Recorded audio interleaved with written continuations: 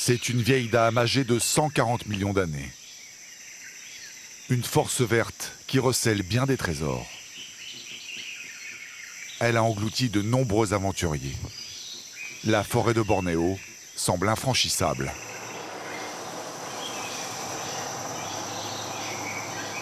Mais elle ne peut rien contre le plus féroce de ses prédateurs, l'homme et ses machines.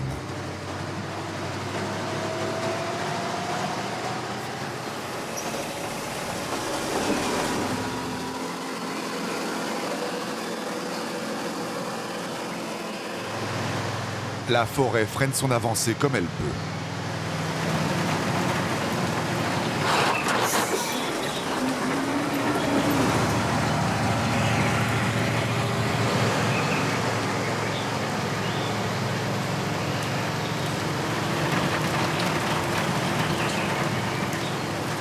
Là, je suis obligé de m'arrêter. J'attends le bulldozer.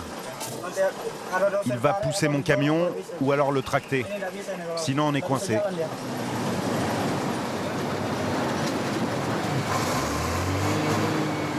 Youssouf a pour mission d'installer un camp de bûcherons avant la tombée du jour.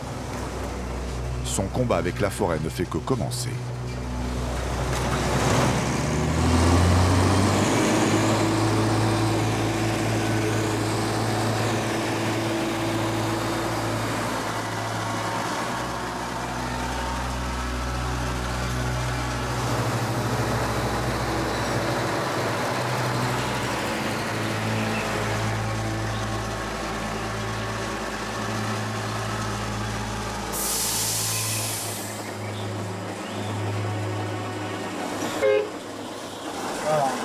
Je peux pas attaquer la descente. Je vais partir en glissade. Ça ne passe pas avec tes pneus? La pente est trop raide. Qu'est-ce qui se passe? Ça passe pas, ça glisse trop. Derrière Youssouf, 2 autres camions sont à l'arrêt. La route est glissante. Il y a un vrai risque d'accident.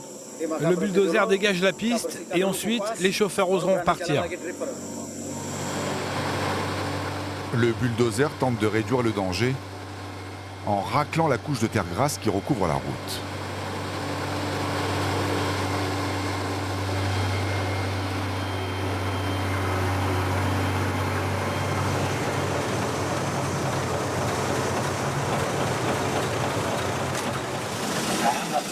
Le danger fait partie de mon travail.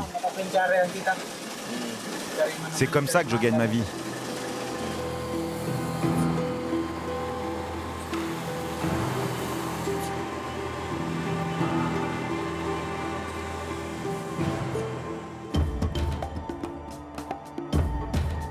Trois pays se partagent Bornéo. L'Indonésie occupe plus des 2/3 de l'île.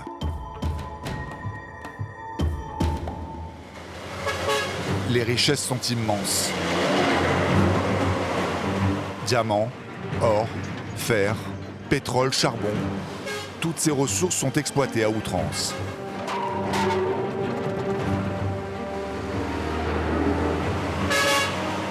Par endroits, Bornéo agonise. Sa forêt est pillée de ses bois rares comme le teck ou encore l'ébène. Le balai des camions ne s'arrête jamais.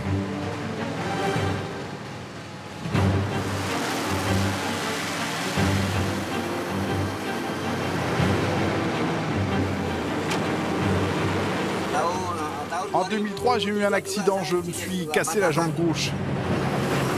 Je conduisais un bulldozer. J'ai dû sauter en marche. Tous les moyens sont bons pour acheminer 7 jours sur 7 les cargaisons vers les ports et les grandes villes, avec chacun son lot de dangers.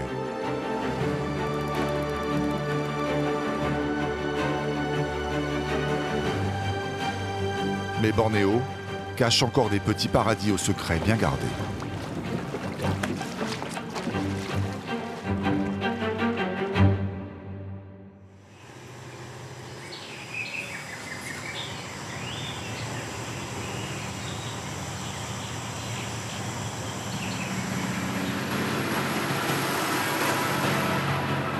Au volant depuis plus de 15 ans, Echo fait figure de vétéran. C'est sans doute sa prudence légendaire qui lui a permis de rester en vie. Il faut faire très attention sur cette route. Ce virage, par exemple, il est très dangereux. Beaucoup de villageois s'installent ici avec leurs stands. Ils vendent des fruits sur le bord de la route. On ne peut pas se permettre le moindre problème, parce qu'ici, les gens sont plutôt nerveux. Si je les effleure avec mon camion, ça peut mal se passer. Ils sont tous armés. Ce jour-là, aucun commerçant ne vient perturber la bonne marche du convoi.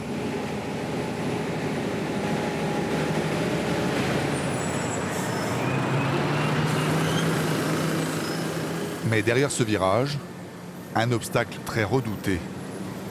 Ce pont instable doit être passé à faible allure. Echo écrase la pédale de frein.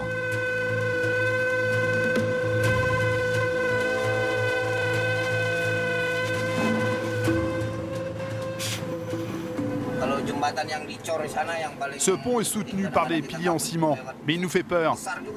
Il est très dangereux. Il a été construit il y a 20 ans par des Philippins. Pour l'empêcher de s'effondrer, on a dû le renforcer avec des troncs d'arbres. Kalau dari sini sampai di Kelawit aman sudah kering. Kopi kah? Yang becek-becek cuma itu tadi aja, tempat kita itu aja. Les freins semblent mal supporter la charge.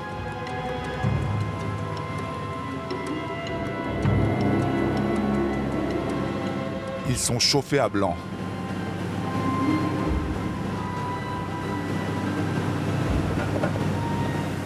Kalau kopi agak jaga jarak ya, soalnya berat betul ini.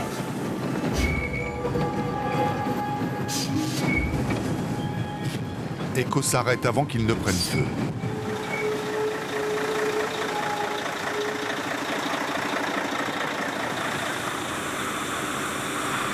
Les autres camions sont dans le même état.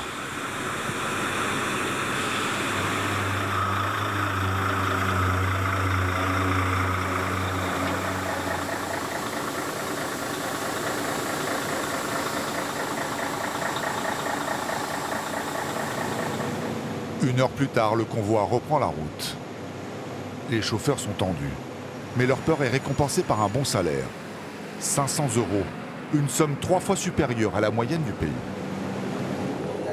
Je gagne assez pour payer l'école primaire et l'université à mes enfants. Mais tout ça, ça coûte cher. En plus, ma dernière femme va bientôt accoucher. Elle veut le faire par césarienne. C'est encore beaucoup d'argent. Vous avez combien d'enfants? Celui-là, ça sera mon deuxième enfant, avec ma troisième femme. Avec l'arrivée du petit dernier, Echo refuse d'emprunter les routes les plus dangereuses.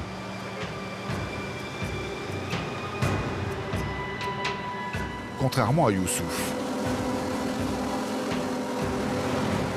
Voilà 7 heures qu'il porte sa maison sur son dos.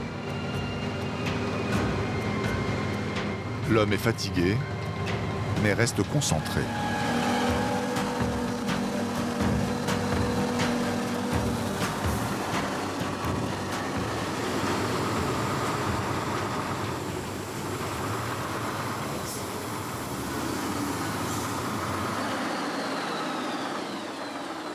Arrivé au point de livraison, il reste une manœuvre délicate. Sans grue, les forçats de la forêt font appel à leur sens de la débrouille.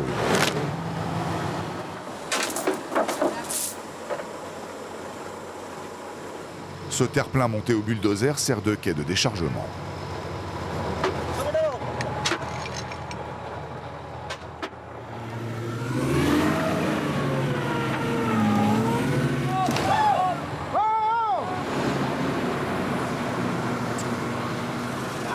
Je ne suis jamais allé à l'auto-école.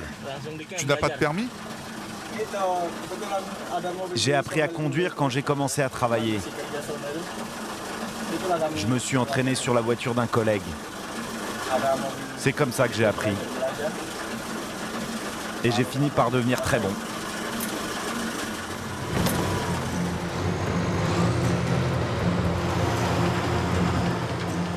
Les maisons n'ont pas fini leur voyage. Direction le bord de la rivière.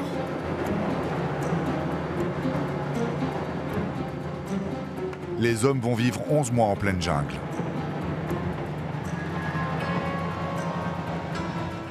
La nourriture sera basique, mais il y aura quand même des œufs frais.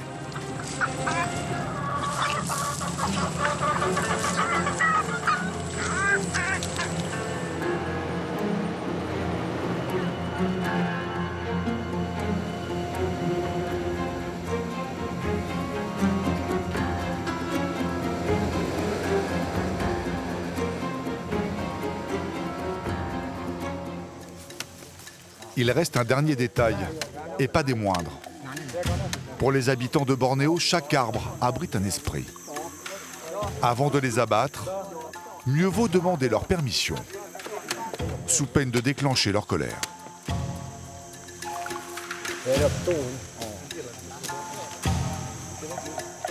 Le sorcier de la tribu voisine organise les offrandes. Lornugum lornuyang kata na urip kata jan na urip kata tengah na urip kata aru.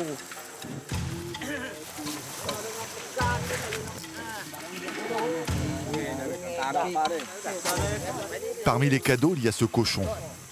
Lui n'est pas à la fête.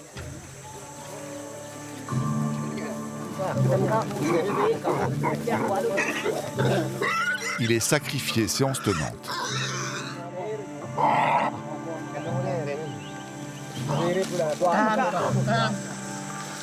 La tête pour les dieux, le reste de l'animal pour les hommes.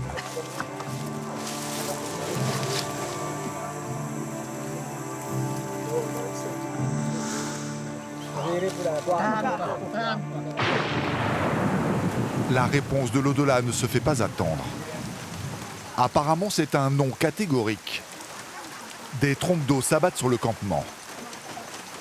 Elles ne sont pas sans conséquences. Les jours chômés, les hommes touchent seulement la moitié de leur salaire. Mais aucun ne se risquerait à jouer de la tronçonneuse ou du volant sur une terre transformée en boue.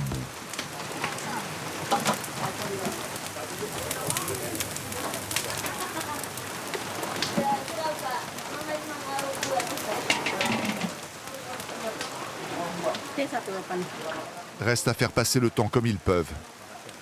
Discuter, penser, rêver sont leurs seules activités.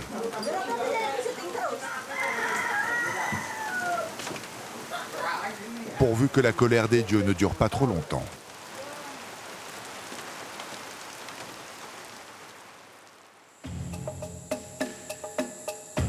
Trois jours et plusieurs sacrifices plus tard, la pluie a laissé place à un soleil radieux.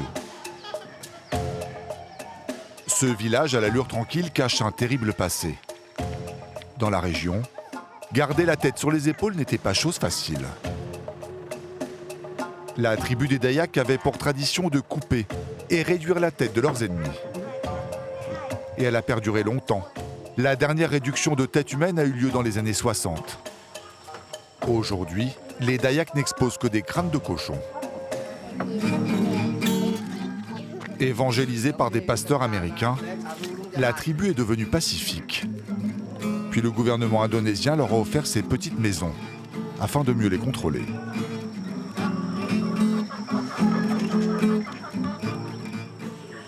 Les guerriers nomades sont devenus de tranquilles chasseurs. Ali attrape des oiseaux vivants qu'il revend sur les marchés.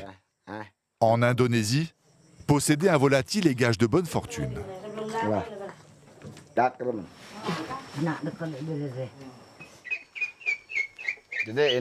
Voilà ma pâte adhésive pour attraper les oiseaux. Il faut tout le temps l'humidifier parce que sinon, elle colle au doigt.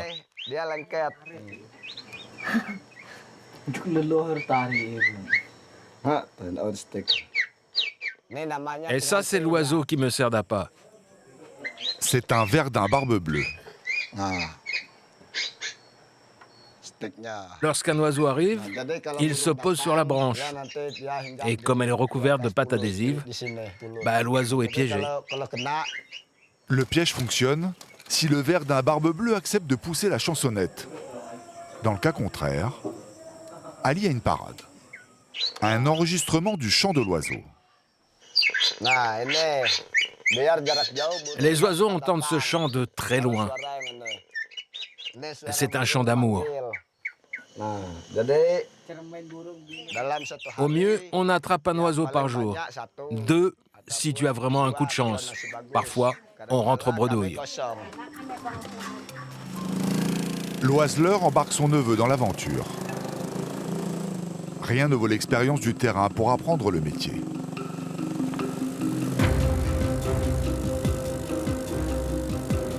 Il y a encore quelques années, Ali attrapait les oiseaux dans son jardin. Mais avec la déforestation, ils se font rares. Le chasseur est obligé de s'enfoncer toujours plus loin dans la forêt.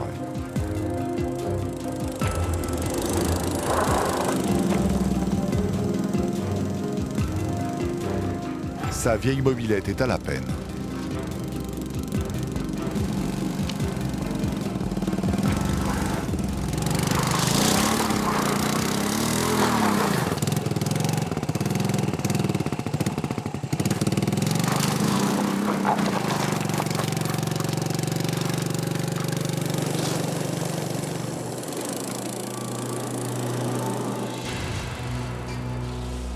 Chasser lui coûte de plus en plus cher. Une expédition me coûte 6 €. Ça couvre l'essence, les piles et les cigarettes. Pour manger, j'emporte 1 ou 2 kilos de riz et 500 grammes de sucre. Avec ça, je tiens 2 jours. Mais il m'en reste toujours un peu pour le retour.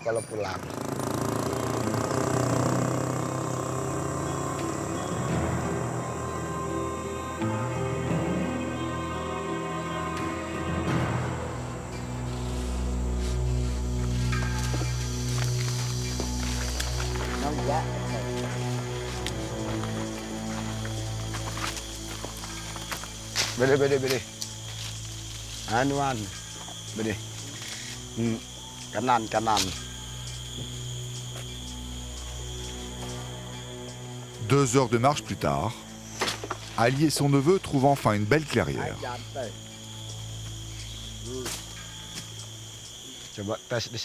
On va planter le piège ici. Non, pas comme ça. Attention à la ficelle.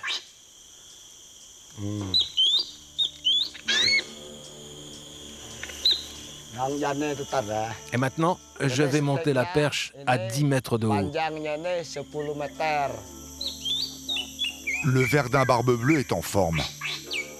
Il entame son chant d'amour. On va s'asseoir un peu à l'écart. Et on va surveiller tout ça.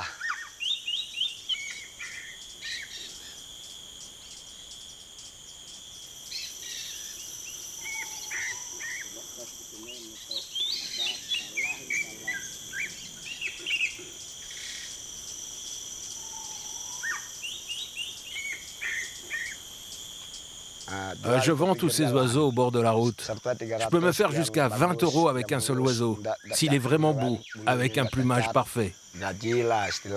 Avant, je travaillais dans les plantations.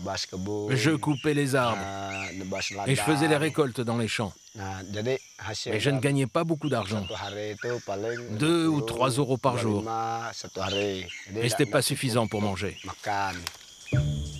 L'attente se prolonge. Pas le moindre bruit de battement d'ailes. Et son oiseau s'est arrêté de chanter. C'est le moment de sortir le fortifiant.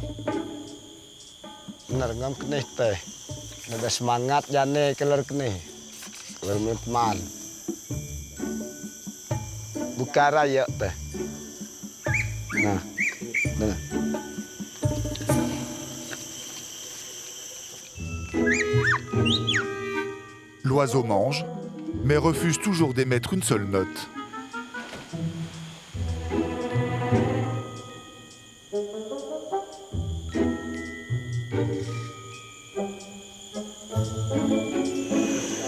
Alors Alice sort ses enceintes. Mais le son est loin d'être pur. Pas sûr que cela fonctionne. D'autant plus qu'un peu plus bas, c'est une partition pour tronçonneuse qui se joue.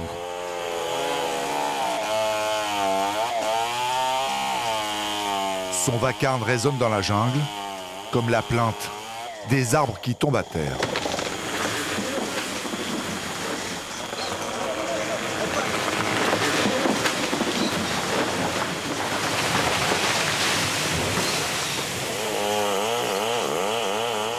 Bornéo vit un désastre écologique.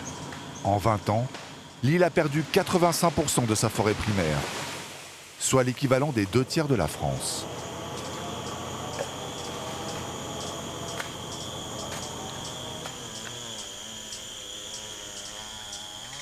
C'est bizarre, je n'entends aucun oiseau chanter.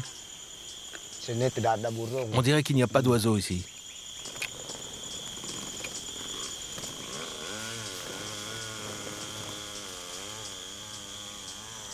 Bon allez, on s'en va. Les Dayaks vivent en harmonie avec la nature. Mais dans quelques années, leur habitat aura sûrement disparu. Après 3 jours de pluie diluvienne, les bûcherons ont repris le travail avec ferveur. Chacun accélère la coupe et le transport du bois. Les ouvriers de la forêt veulent rattraper leur salaire perdu.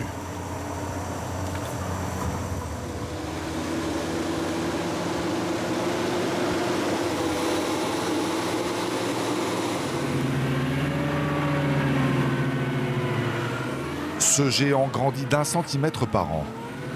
Il a mis des millénaires pour atteindre cette taille. Son bois, le plus dur et le plus dense du monde, lui a donné son surnom, Ironwood, l'arbre de fer. Alors même s'il est à terre, il compte bien donner du fil à retordre aux bûcherons. Le poids de l'arbre entraîne le bulldozer vers le ravin.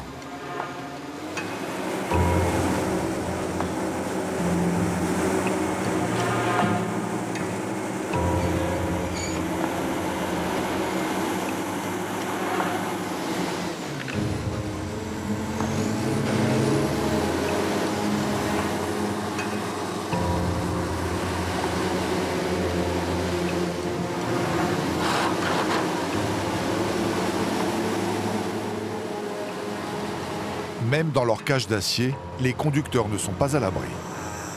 Une fois, un tronc d'arbre m'a écrasé le doigt. Regarde, ça se voit encore. L'os est déformé.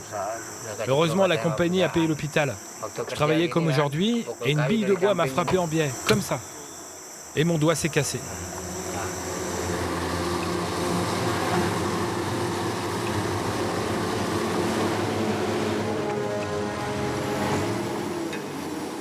Impossible de sortir la grume de bois. D'autant plus que son bulldozer est maintenant embourbé.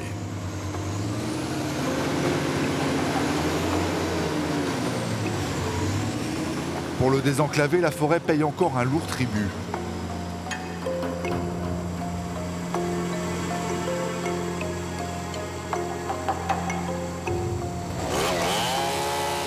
Les bûcherons découpent un arbre et glissent les rondins sous les chenilles.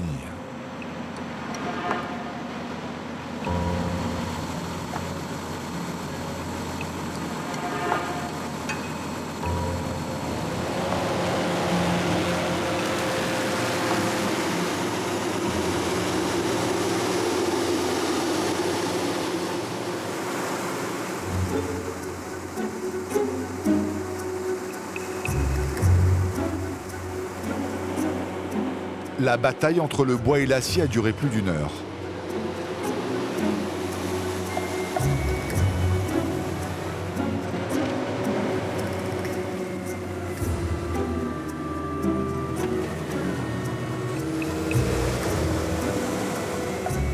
L'arbre finira en planche de contreplaqué.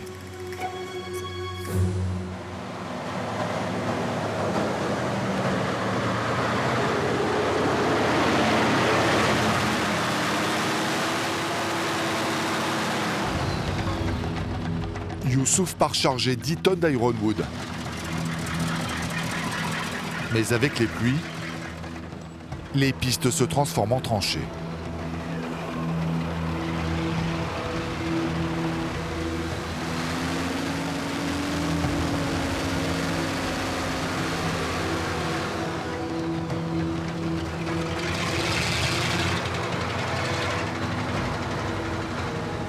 Le conducteur garde son calme. S'énerver ne sert à rien. D'autant plus que ce jour-là, il va affronter des pistes encore inexplorées. On attend le bulldozer pour pouvoir avancer. Il est en train d'aplanir la route. Il enlève les troncs d'arbres. Ici, les conditions sont vraiment difficiles. La route n'est même pas terminée. Ils sont en train de la faire.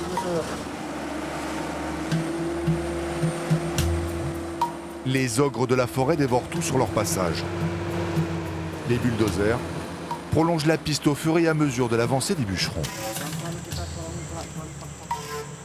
Cuma takutnya terpendam aja nih. Potong dari sini lah. Ini nampaknya longsoran ini kan payah juga ini. Kita mainkan dari sini mau dirobak juga sedikit ini payah buangnya.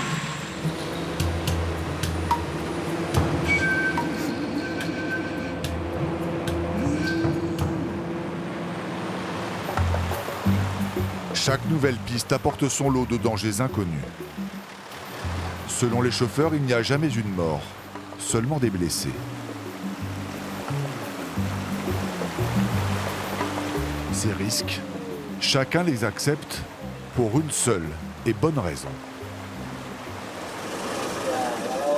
Avec 10 ans d'ancienneté, je gagne 450 € par mois. C'est suffisant pour vivre. Je n'arrête pas d'envoyer de l'argent à la maison. Les chauffeurs perçoivent un salaire fixe auquel se rajoutent des primes s'ils arrivent à transporter plus de bois que prévu. C'est mal parti pour la prime du jour. Le bulldozer n'annonce pas de bonnes nouvelles. La route est impraticable. Sauf si les chauffeurs utilisent la technique dite du petit train.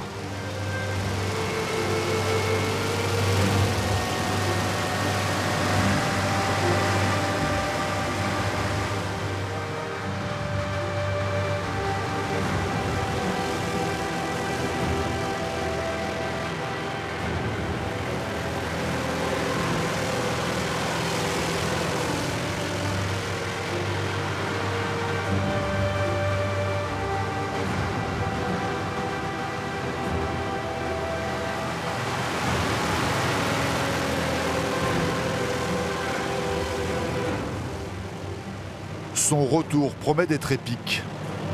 Quand il prendra la route en sens inverse, à pleine charge. Sur 260 millions d'habitants en Indonésie, 39 millions n'ont pas accès à l'eau potable. Mais le développement du pays s'accélère grâce à l'exploitation à outrance des réserves naturelles. La côte est de l'île de Bornéo s'apprête, elle aussi, à voir débarquer la folie de l'homme. Ces fonds marins regorgent d'or noir. À 150 km des futurs puits de pétrole, l'archipel des Derawan et l'île de Maratua. Les habitants de cet atoll corallien espèrent que l'exploitation du pétrole ne viendra pas polluer leurs terres vierges.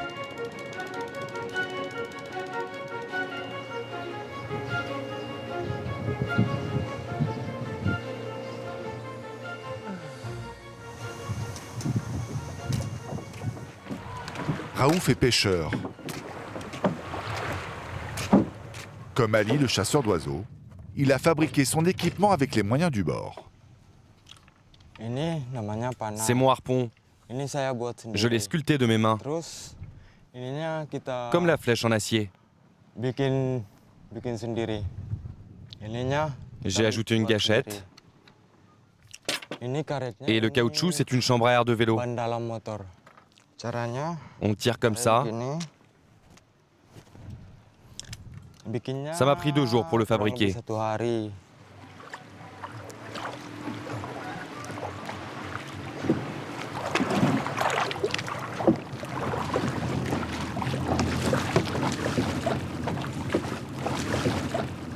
Raouf plonge sur la barrière de corail, située à 1 heure de pirogue.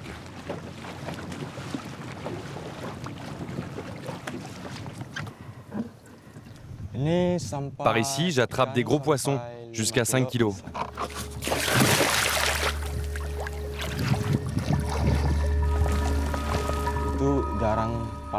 Je les vends 70 centimes.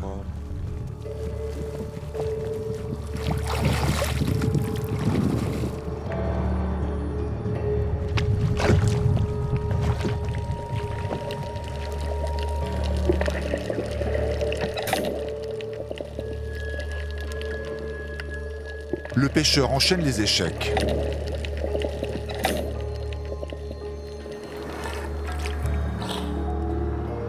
Cette tortue marine ferait une belle prise. Mais Raouf ne la chasse pas. Les villageois se sont tous mis d'accord pour protéger l'emblème de l'archipel.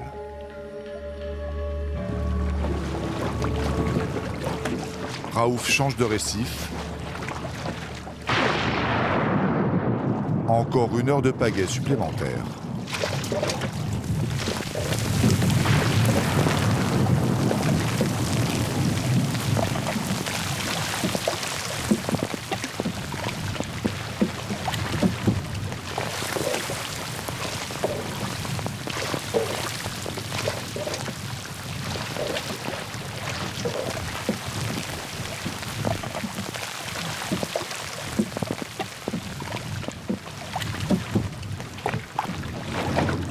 Avec la pluie et les courants contraires, la fatigue se fait sentir.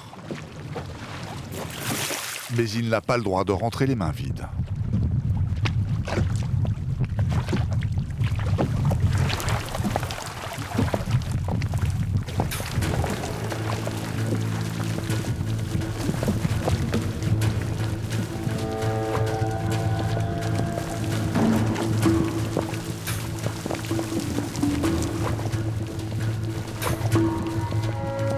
La chance lui sourit, ou presque. 5 heures de pêche pour seulement 4 poissons. Ma pêche me rapporte 70 € par mois.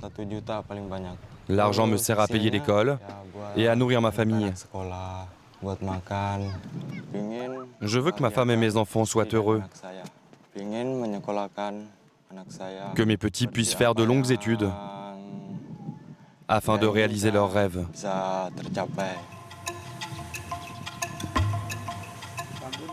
Raouf fait partie des gitans de la mer, les Bajots. Autrefois, ils avaient pour habitude de naviguer d'île en île sur leur maison flottante, au gré des vents et des courants. Puis comme pour les Dayaks, le gouvernement les a sédentarisés sur cet archipel autrefois désert.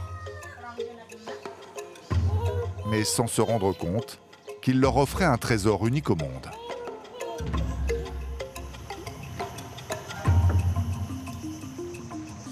Il est caché au fond de ce lac.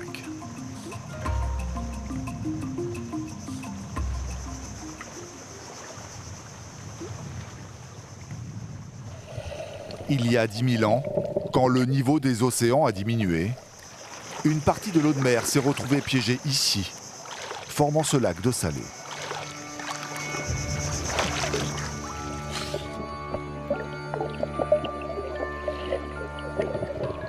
Plusieurs espèces végétales et animales se sont aussi retrouvées emprisonnées.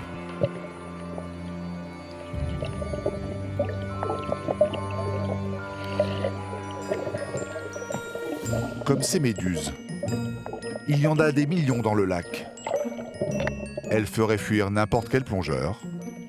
Raouf, lui, n'hésite pas à les prendre dans le creux de sa main. Ces méduses ne sont pas urticantes. On peut les toucher sans problème. Dans le lac, les méduses n'ont aucun prédateur. Au fil des siècles, elles ont donc fait disparaître leur système de défense qui ne leur servait plus à rien. Afin de les préserver, les Bajots ont émis des règles très strictes.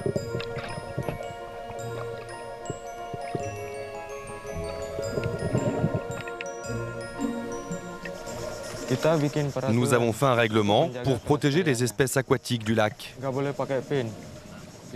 Afin de ne pas les déranger, il est interdit d'utiliser des moteurs à hélice.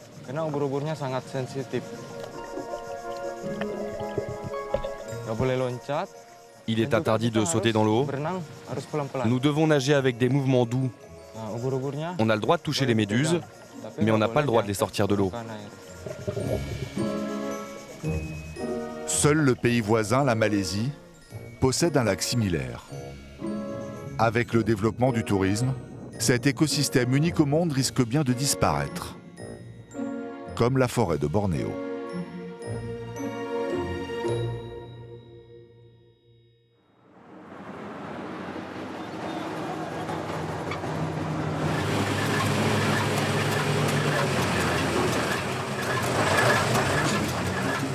Youssouf embarque 10 tonnes de bois.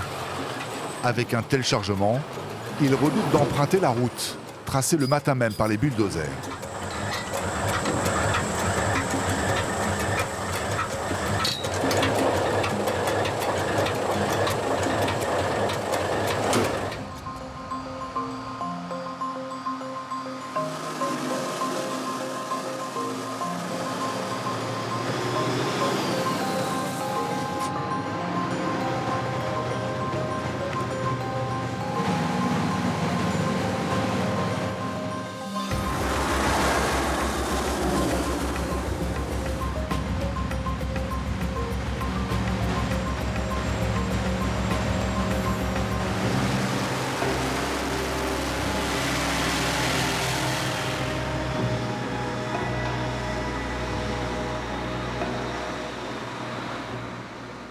Le plus dangereux dans la forêt, ce sont ces gorges très profondes.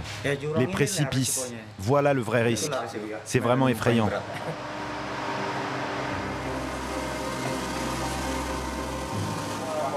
Si les freins lâchent, il faut sauter en marche.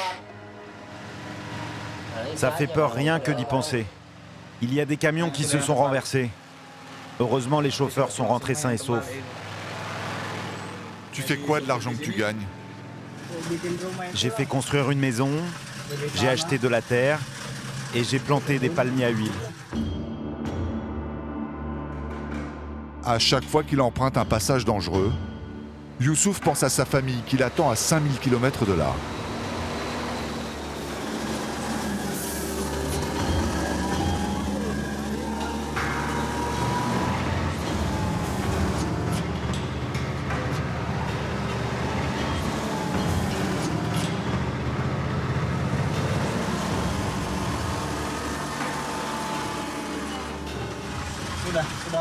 Je suis marié, j'ai un petit garçon de 5 ans. Ils vivent à Sulawesi. Tu les as vus quand pour la dernière fois? La dernière fois, c'était il y a 3 mois pour le Nouvel An. Combien de temps tu restes avec eux? 1 mois, et je prends tous mes congés de l'année en une seule fois. Un tout petit mois qui fait rarement oublier la fatigue.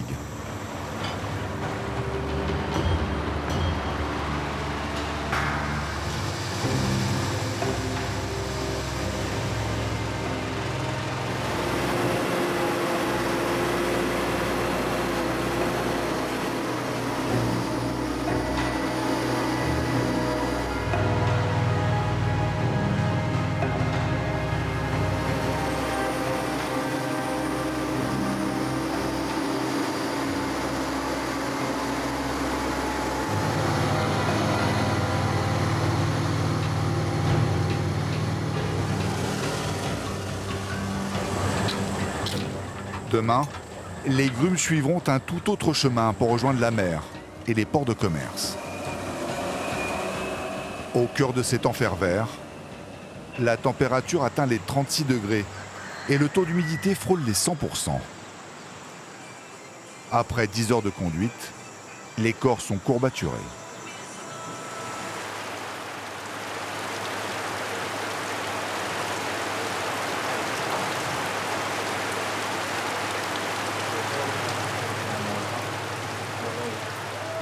Les hommes passent en moyenne 11 mois dans ces baraquements. Parfois, certains craquent et veulent tout abandonner. C'est à ce moment-là que les forçats de la forêt font corps.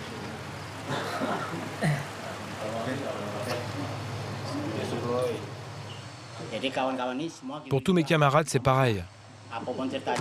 Quelle que soit notre histoire, nous restons unis dans les bons et les mauvais moments. Notre devoir, c'est de donner de l'argent à notre famille pour qu'elle ne manque de rien. S'ils nous demandent quoi que ce soit, nous devons leur offrir.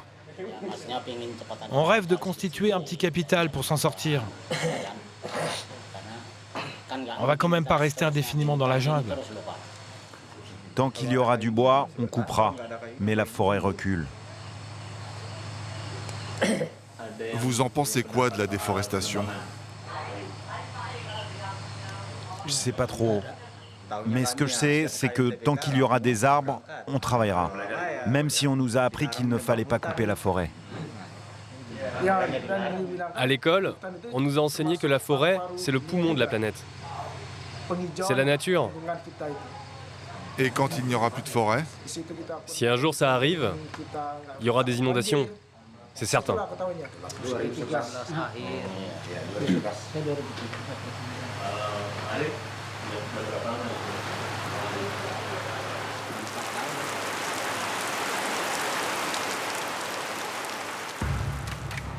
Toutes ces grumes représentent des milliers de tonnes. Pour les transporter, les camions consomment des quantités gargantuesques d'essence.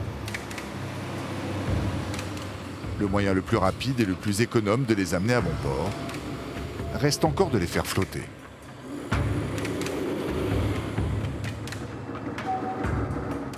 Ce travail est réservé à la tribu des Dayaks.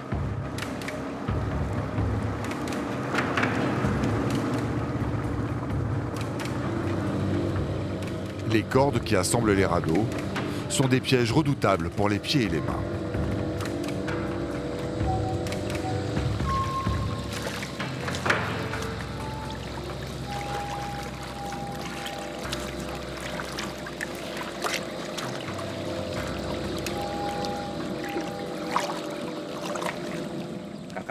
Mon grand frère Isaac s'est fait coincer le doigt par un câble. Quand il a mis sa main, le filin lui a sectionné le doigt. Il a perdu sa première phalange.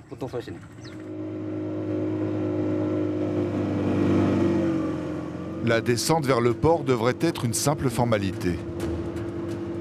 Mais à certains endroits, la rivière tourbillonne et le courant s'inverse. Le petit moteur est à la peine.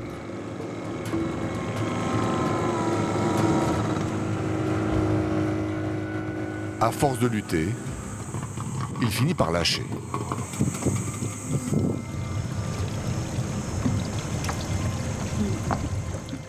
Quand le moteur cale, on dérive. Et le risque, c'est que le radeau aille se disloquer contre les berges ou contre les arbres morts.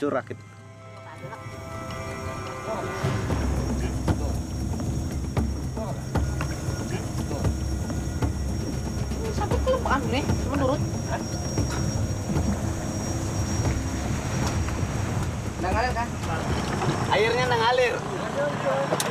Ini air.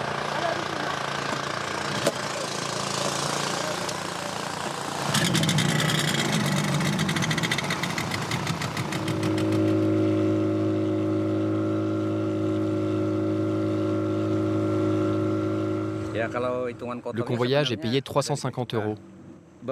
Mais si on perd un tronc, on doit le rembourser. Et ça nous prend 2 voyages pour y arriver. En plus de ça, les frais sont à notre charge, comme les cordes et l'essence. Rien que pour un voyage comme celui-ci, le plein nous revient à 110 €.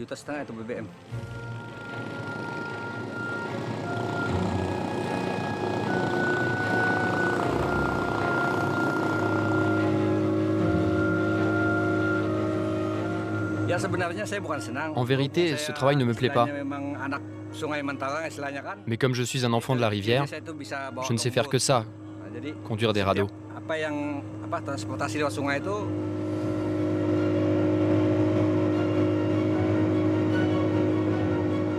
Ce jour-là, près d'une trentaine de radeaux descendaient la rivière. Les compagnies forestières sont les grandes gagnantes de ce massacre écologique. Une fois la forêt rasée, débarrassée de ses essences rares, les plantations d'huile de palme ou encore des villes entières prennent leur place. Parfois, de très rares fois, la nature reprend le dessus et chasse les intrus.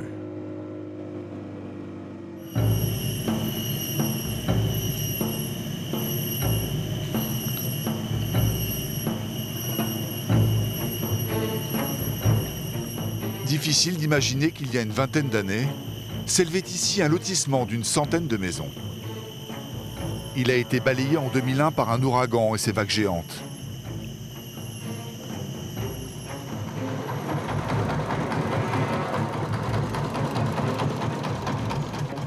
Ce drame a provoqué un sursaut de conscience auprès d'Agus Bay, le promoteur immobilier.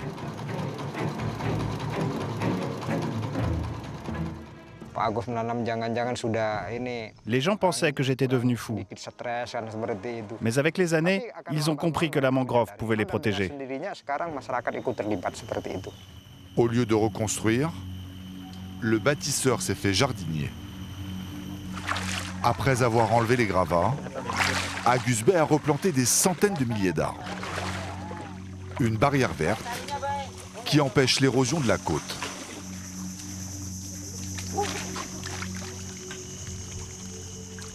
Ini diganti. Sini tanam. Ambil tanaman ini. Bawa tanaman lagi. Ini cara menanam ya. Yuk, harus digali dulu. On fait un trou dans la boue, Gali lumpurnya. comme ça. Nah, ini. Ensuite, on égalise la terre tout autour. Tanah yang ada. Quand on est enfoncé dans la boue, on a du mal à soulever les pieds. À marée haute, ce serait plus facile car l'eau nous porterait. Mais le problème, ce sont les serpents et surtout les crocodiles. Par ici, il y en a qui font 4 mètres de long. C'est trop dangereux pour mes hommes. S'ils étaient dans l'eau, il serait impossible pour eux de voir les crocodiles s'approcher. Angus avait construit son lotissement en quelques mois. Il lui a fallu 20 ans pour replanter 100 hectares de mangroves. Regardez cet arbuste. Il a déjà pas mal poussé et il a 2 ans et demi.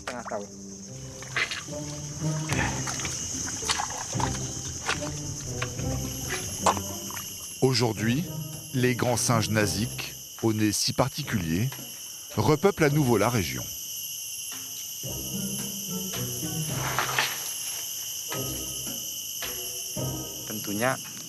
À Bornéo, il y a beaucoup de ressources naturelles.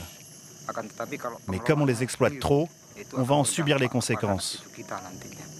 Surtout nos enfants et nos petits-enfants. La prise de conscience écologique, c'est de penser qu'exploiter ne signifie pas détruire. Il faut changer nos méthodes. On est tous concernés. Bornéo, l'Indonésie, mais aussi le reste du monde.